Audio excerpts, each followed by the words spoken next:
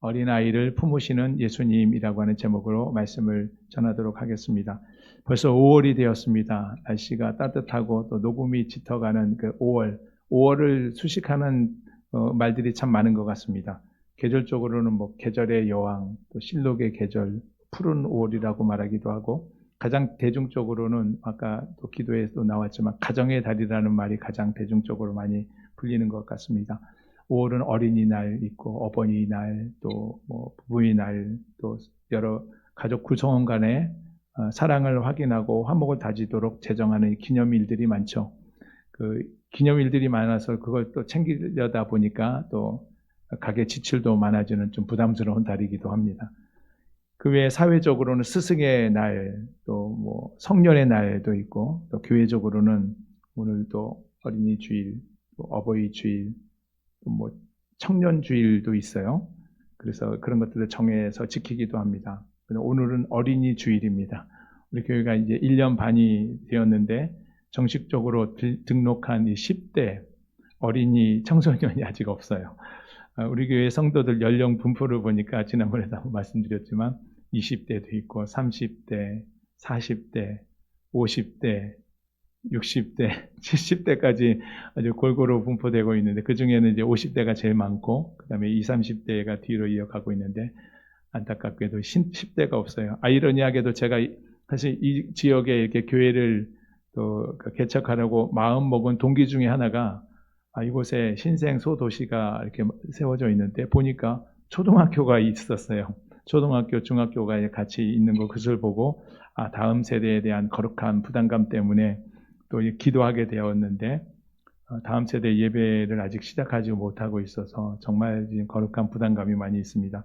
또 계속 기도하고 있고 여러 가지 생각 또 이게 아이디어를 고민하면서 계획하고 있습니다. 하나님께서 때가 되면 그때에 이루어 주시리라고 믿습니다. 어쨌든 이렇게 어린이가 없는 이제 어린이 주일을 맞이하게 되다 보니까 어린이 주일 설교를 어떻게 해야 될까? 평소대로 공동체 성경 읽기 범위 안에서 본문을 정해서 사실 설교를 준비했다가 어제 갑자기 하나님께서 또 마음에 그 마음을 주셔서 지금 없다고 해서 무관심하듯이 이렇게 넘길 것이 아니라 아직 보이지 않아도 곧 하나님께서 맡기실 다음 세대를 그 준비하는 마음으로 준비하는 그런 교회가 되어야 되지 않겠냐 하는 그런 마음을 주셔서 더 급하게 그 말씀을 좀 준비했습니다. 사랑하는 성도 여러분, 이 교회의 내일은 그냥 주어지는 것이 아닙니다. 다음 세대가 갑자기 세워지지 않는 것이고 오늘 누군가의 기도를 통해서 누군가가 씨를 심고 누군가가 그래서 준비했을 때 하나님께서 그 세대를 맡기시는 것이죠. 오늘 말씀을 통해서 우리 교회가 다음 세대를 기다리는 교회, 다음 세대를 품는 교회, 하나님께서 맡기실 다음 세대를 세우기 위해서 준비하는 그런 교회가 되기를 주님의 이름으로 축복합니다. 오늘 본문은 어린이 주일 설교로 아주 자주 사용되는 본문입니다. 예수님께서 어린아이들을 축복하시고 또 천국에 대한 교훈을 말씀하시는 내용인데 예수님께서 어린아이들을 축복해 주시기를 바라고 많은 사람들이 아이들을 데리고 예수님께 나와왔습니다. 그런데 제자들이 그것을 제지하고 꾸짖자 그 모습, 그 제자들의 행동을 예수님께서 오히려 책망하시는 모습이죠. 제자들은 어린 아이들을 막았지만 예수님은 품으셨습니다. 오늘 본문 13절 말씀 같이 읽어보겠습니다. 시작. 사람들이 예수께서 만져주심을 바라고 어린 아이들을 데리고 오매 제자들이 꾸짖거늘. 예수님 당시 유대 사회에서 이 어린 아이들은 지금처럼 관심받는 존재들이 아니었습니다. 어린 아이들은 아직 부모의 보호가 필요하고 또 힘도 약하고 노동력도 없죠. 저도 어렸을 때 보면 참 부모님 심부름 많이 다녔던 기억이 나는데 또 영향력도 없고 또 당장 도움이 되는 존재가 아닌 거죠. 그래서 사람들은 어린아이들을 그다지 중요하게 생각하지 않았습니다. 어린 아이들에 대한 사회적 분위기가 그렇긴 했어도 사실 자기 자식 잘 되기를 바라는 마음이야 예나 지금이나 또 한결같겠죠. 그래서 본문 13절에서 읽으셨던 것처럼 사람들이 저마다 예수님께서 자기 아이들을 안아주시고 또 만져주시기를 그런 기대하는 마음으로 예수님 앞으로 이제 아이들을 데리고 왔습니다. 예수님께서 어린아이들에게 축복하시는 장면은 마태, 마가, 누가복음에 다 나와 있습니다. 그런데 마태복음 19장 13절에 보니까 여기서는 본문에서는 만져주시기를 바라고 아이들을 데려 나왔다고 했는데 그 마태복음에 보면 예수께서 안수하고 기도하여 주시기를 바라고 어린아이들을 데리고 왔다고 이렇게 되어 있습니다. 당시 유대 사회에서 부모가 이 랍비나 또는 훌륭한 사람들, 존경받는 사람들에게 아이를 데리고 가서 이 축복 기도 받는 것은 하나의 관습처럼 이루어지는 일이었습니다. 그런 전통이 오늘날 우리 교회에서도 이루어져서 아이가 어떻습니까? 출산하고 이제 산후조리를 마치고 나면 신생아가 처음 교회에 이렇게 출석하게 되면 꼭 담임 목사님 앞에 이렇게 안수기도 받는 그런 모습을 많이 보셨을 겁니다. 어쨌든 본문에서 이 사람들이 예수님께서 어린 아이들을 축복해 주시기를 바라고 데려온 것은 문제될 만한 일이 아닌 거죠. 늘 그렇게 해왔으니까. 그런데도 예수님의 제자들이 이 어린아이를 데려오는 이 사람들을 이게 막아서고 꾸짖고 있었던 것이죠. 왜 그랬을까요? 아마 제자들은 예수님께서 더 중요한 일을 하셔야 되기 때문에 지금 어린아이들에게 신경 쓸 만한 겨를이 없다고 생각했을 겁니다. 또 제자들은 예수님이 더 중요한 사람을 만나고 더 중요한 일을 하는 것에 비해서 어린아이들을 만져주시고 하는 일은 별로 가치가 없는 일이라고 생각했을지도 모릅니다. 그래서 제자들의 눈앞에 있는 어린아이들은 그저 거추장스러운 존재일 뿐이었던 겁니다. 그런데 여러분, 예수님은 그 모습을 어떻게 보셨습니까? 예수님은 전혀 다른 반응을 보이셨죠. 보면 14절 말씀 같이 보겠습니다. 시작. 예수께서 보시고 노하여 이르시되 어린아이들이 내게 오는 것을 용납하고 금하지 말라. 하나님의 나라가 이런 자의 것이니라. 예수님께서 제자들의 행동을 보시고 화를 내셨습니다. 성경에서 예수님께서 화를 내시는 장면을 보는 것은 극히 드문 일이죠. 우리가 언뜻 떠올릴 수 있는 장면 하나는 예수님께서 예루살렘에 입성하셔서 고난주간을 지내시면서 첫 월요일에 성전에 들어가셔서 성전에서 매매하는 자들, 이 짐승들을 팔고 돈을 환전하는 자들의 그런 모습을 보시고 이 돈 바꾸는 상을 엎으시고 비둘기 파는 자들의 상을 엎으시고 그 의자들을 뒤집어 엎으시면서 또 노끈으로 채찍을 만들어 짐승을 내쫓으시면서 분노하셨는데 그것은 만민이 기도하는 집이 되어야 할 이 하나님의 성전이 사람들이 매매하는 시장터로 바꿔져 버렸기 때문에 그것에 대한 의분이었습니다. 또 하나를 본다면 늘 예수님께서는 그 바리새인들의 외식하는 바리새인들과 서기관들의 모습들을 보면서 책망하시고 또 공분을 표현하시기도 하셨습니다. 그런데 지금껏 예수님께서 제자들에게 직접적으로 내는 장면은 잘 보지 못했어요. 근데 오늘 본문에 어린 아이들을 데리고 오는 사람들을 꾸짖는 이 제자들을 보고 처음 이렇게 화를 내신 겁니다. 아니, 제자들이 그 행동이 얼마나 심각한 잘못이길래 예수님께서 그토록 화를 내셨을까? 성경 원문에 나타나는 것을 보면 여기서 13장 끝절에 그냥 사람들을 그냥 꾸짖었다, 제자들이 꾸짖었다 이렇게 되어 있는데 성경 원문에는 아주 지속적으로, 계속적으로 꾸짖었다 이렇게 표현되고 있습니다. 그러니까 제자들이 어린아이를 데리고 예수님께 가까이 오는 사람들을 계속적으로 막아내고 계속 꾸짖었다는 겁니다. 그 일이 한두 번 지속된 것이, 한두 번 이루어진 것이 아니고 지속적으로 이루어졌다는 것이죠.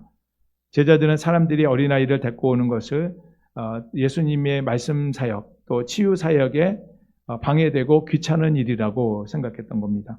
이러한 제자들의 행동은 일시적인 실수가 아니었고 어린아이들을 대하는 어떤 태도가 반영되는 그런 모습이었습니다. 그런 행동이었습니다.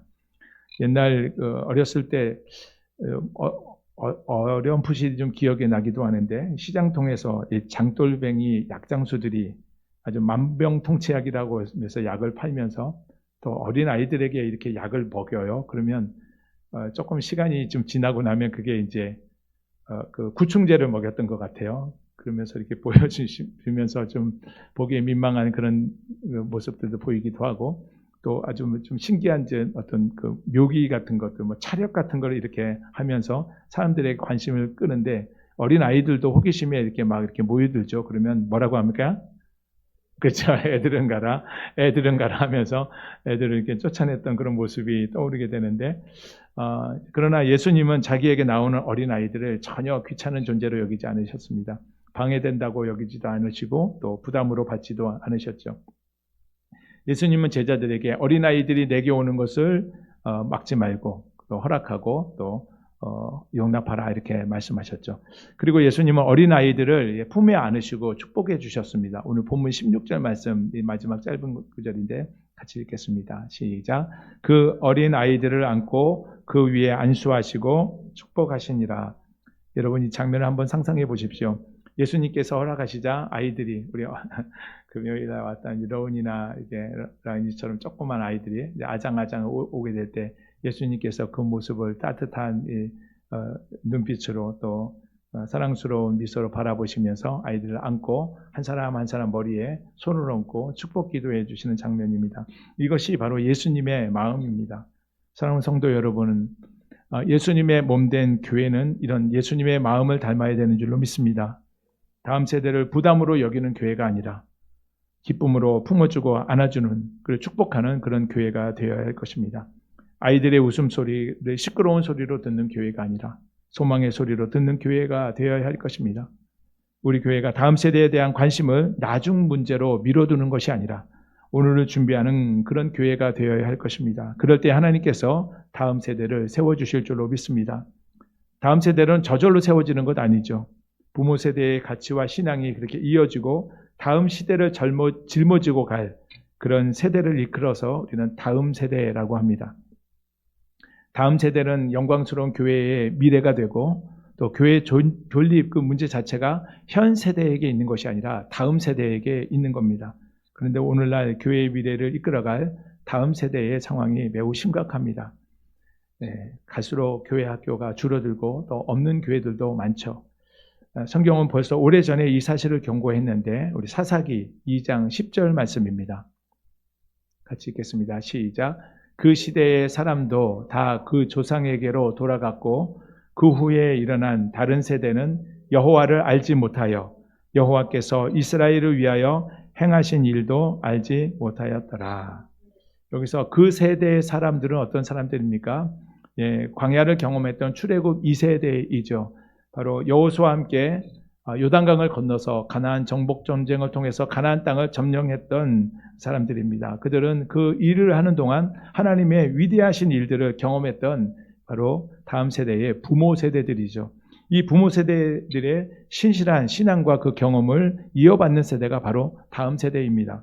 그런데 그 다음 세대, 그 세대의 사람들, 그 부모 세대의 사람들이 다 죽은 후에 사사시대에 들어와서 그들의 신앙을 잇는 다음 세대가 일어난 것이 아니라 여호와를 알지 못하고 그가 행하신 일도 기억하지 못하는 다른 세대가 일어났다고 말하고 있습니다. 여기서 중요한 것은 다른 세대입니다. 다른 세대는 단순히 세대가 바뀌어서 다른 세대가 된 것이 아니고 하나님을 모르는 세대가 되었다는 겁니다. 다른 세대의 특징들을 우리가 몇 가지로 살펴볼 수 있는데 당시 첫 번째는 구원의 은혜를 알지 못합니다. 구원의 은혜를 듣지 못했거나 잊어버렸거나 아예 관심이 없는 세대, 바로 다른 세대입니다. 둘째, 다른 세대는 세속 문화에 사로잡혀 살아가고 있습니다. 당시 가나안 땅을 차지하고 살았던 이 다음 세대들, 가나안 땅에 만연해 있던 우상 숭배, 가나안 우상 문화에 사로잡혔고 땅에 풍요를 가져다 준다고 하는 바알과 아스타롯을 섬기는 사람들이었습니다. 오늘날에도 하나님의 구원의 은혜를 알지 못하고 이 땅의 일을 추구하며 사는 사람들은 과거 다른 세대와 같이 여호와의 신앙을 거부하고 돈을 추구하고 의지하며 과학을 신봉하고 또 무속을 찾고 미신을 찾아 살아가고 있는 사람들인 겁니다. 세 번째, 다른 세대가 출현한 이유가 무엇일까요? 이전 세대가 다음 세대에게 바로 바른 믿음과 신앙을 전수하지 못하고 하나님을 가르치지 못했기 때문입니다. 부모 세대가 자녀 세대를 제대로 가르치지 못했고 성도가 두렵고 떨리는 마음으로, 우리 금요일에 구원에 대해서 말씀을 많이 들으셨는데 그 두렵고 떨리는 마음으로 구원을 이루는 삶을 살지 못했기 때문입니다. 교회도 역시 그 정체성과 사명에 따라서 하나님 나라의 복음을 전하며 다음 세대를 온전히 세우지 못했기 때문입니다. 요즘 한국 사회의 여러 가지 사회적인 그런 문제들 중에 저출산으로 인한 인구 감소 문제가 아주 큰 문제가 되어지고 있죠. 경제적으로 또 사회적으로 국방뿐만 아니라 국가 시스템 전체를 흔드는 아주 구조적으로 복잡한 그런 위기로 판단하고 있습니다. 이와 마찬가지로 우리 교회적으로도 기독교인 수가 날로 감소하고 있죠. 2024년도 통계에 따르면 기독교인 비율이 16%입니다. 그런데 2050년이 되면 11%로 감소한다고 연구조사가 나타나고 있습니다. 갈수록 전체적인 인구도 줄어들고 또 다음 세대도 줄어들고 다른 세대들은 일어나고 또 젊을수록 그 비율은 기독교인 비율은 점점 더 낮아지고 있습니다. 이것은 복음이 단절되고 믿음이 끊어지고 신앙이 이어지지 않았기 때문인 것입니다. 여러분, 믿음은 자동적으로 이어지지 않습니다. 부모가 믿음과 신앙이 신실하다고 해서 자녀에게 자동적으로 이어지지 않습니다. 또 교회가 이게 세워지고 공간과 장소가 세워졌다고 해서 다음 세대가 그냥 일어나는 것 아니죠. 다음 세대가 세워지려면 복음이 전해져야 되고 기도가 쌓여져야 되고 또 삶으로 보여져야 되는 겁니다.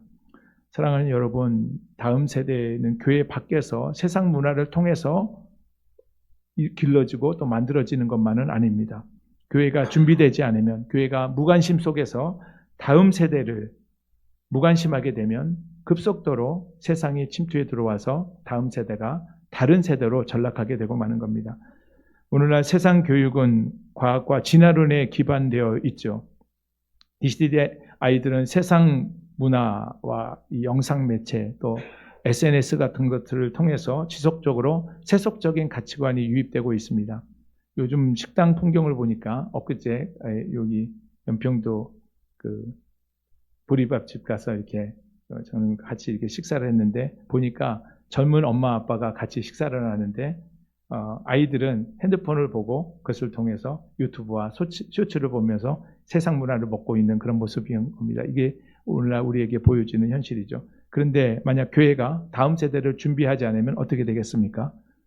교회를 이게 전도하다 보니까 어린아이 한 3학년쯤, 초등학교 3학년쯤 되는 아이가 교회가 뭐예요? 라고 되묻는 일이 있었다고 한번 말씀드렸죠. 이렇게 전혀 다른 세대로 살아가는 아이들은 세상 언어에는 익숙한데 복음 언어는 낯선 모습입니다. 세상 문화는 이해하는데 하나님의 말씀을 알지 못하는 다른 세대들이 이 땅 가운데 더 증가해 가고 있습니다. 그러므로 우리는 준비해야 합니다. 아이들이 많아진 다음이 아니라 바로 지금 기도하고 준비해야 하는 겁니다.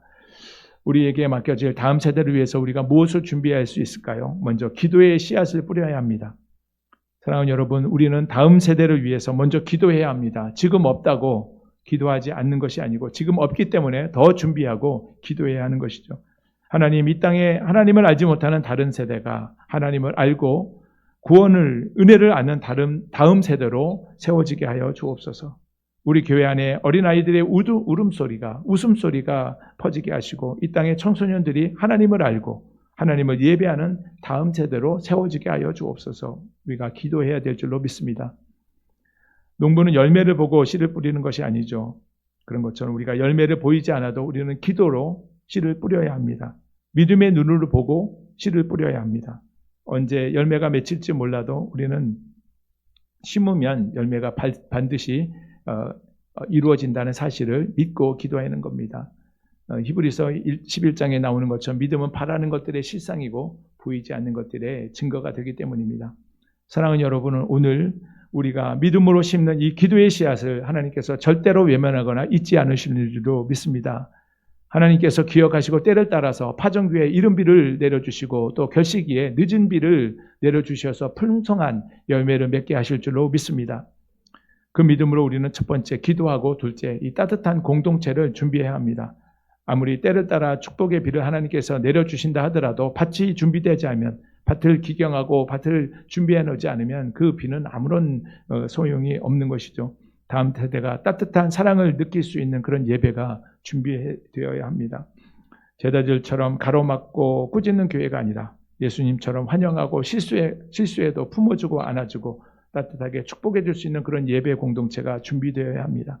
아이들은 교회 크고 작음에 관심이 없죠. 오히려 거기에 사랑이 있는지, 나를 환영해 주고 있는지, 나를 따뜻하게 맞아주고 있는지, 그런 사랑스러운 분위기를 더 기억할 겁니다. 우리 금년 3반기에 우리 다음 세대 예배를 시작하기로 마음 먹고 좀 기도하고 있습니다. 함께 기도해 주시기 바랍니다. 하나님은 준비된 교회에 다음 세대를 보내주실 것이기 때문입니다.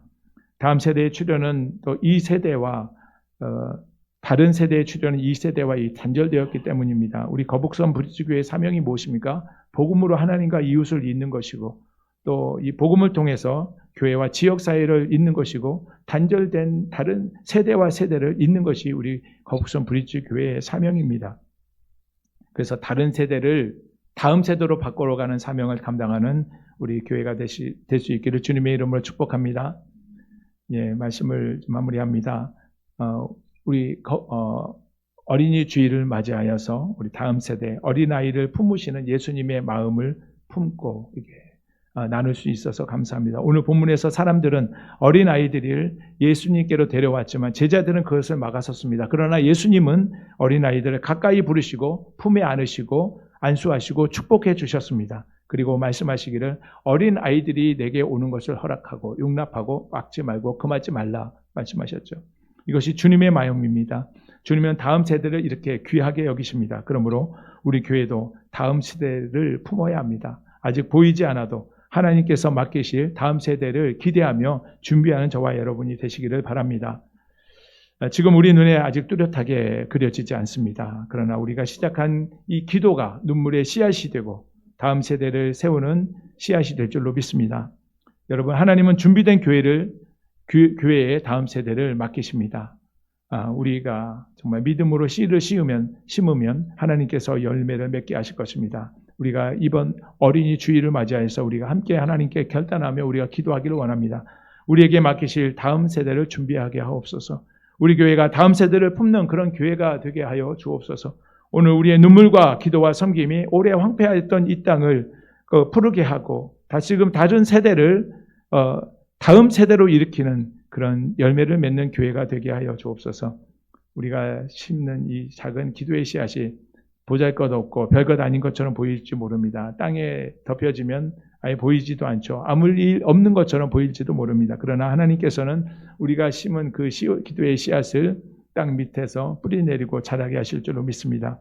우리가 믿음으로 심는 그 씨앗을 통해서 하나님께서 다음 세대를 세우실 줄로 믿습니다. 언젠가는 우리가 그것을 보게 될 것입니다. 아이들의 웃음소리, 찬양소리를 듣게 될 줄로 믿습니다. 다음 세대가 하나님을 예배하는 그 영광의 날을 우리가 바라보면서 우리가 기도할 때 우리 하나님께서 다음 세대를 일으켜 세워주실 것입니다. 그날에 우리 공동체가 바로 세워지는 것을 보게 될 줄로 믿습니다. 그것을 기대하며 믿음으로 우리가 먼저 찬양했으면 좋겠습니다. 오늘 우리 눈물로 하늘의 미라를 심는다.